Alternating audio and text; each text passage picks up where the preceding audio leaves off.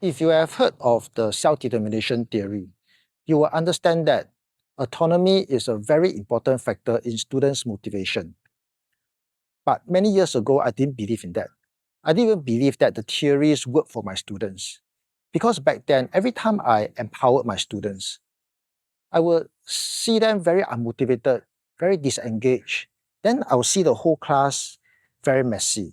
But after many years of trial and error, I've realized that one of the biggest reasons why students were not motivated, even when they were given empowerment, was because the students didn't even feel empowered. For instance, one of the frisbee lesson I remember, after the 3v3 game, I told the students to sit down in their small groups to discuss the problems they face during the game. Then they have to come up with a practice task so that they can improve to overcome those problems. But when the students were discussing, I was so worried about them not coming out with good enough ideas. So I kept going to individual groups to listen to their discussion. And whenever I heard ideas that were not good enough, I would give them many suggestions, or I would give them questions to probe them to think deeper.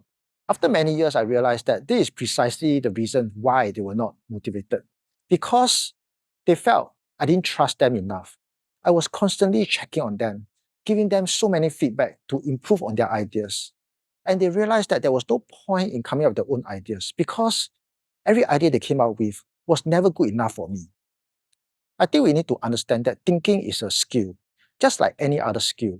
It requires a lot of practice for the skills to improve. And just like any other skill, the first attempt will be a lousy one. Imagine this is our first time playing pickleball. I'm very sure the first few shots we took will not be accurate. And imagine there's a pickleball coach who kept coming to us and give us feedback on how we could improve the shots. And no matter how much we try, the coach will always have something to say for us to improve on. What do you think will happen after some time? I think we will feel very demoralized. And some of us may even lose interest in pickleball.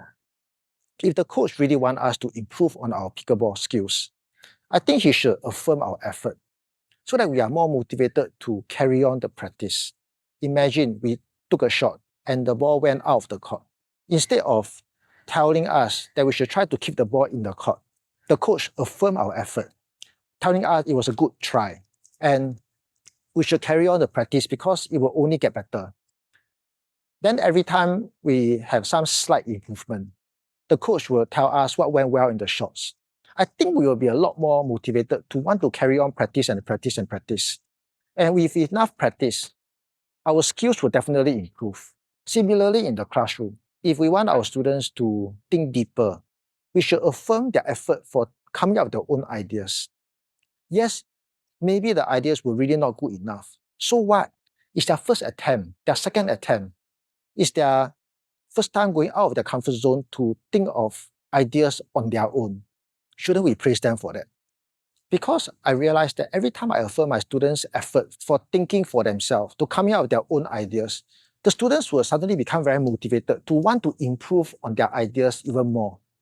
Then I will start to see the whole class becoming very focused, very engaged. That is why I feel that if we want to motivate our students, just empowering the students is not enough. We should also try our best to make the students feel empowered.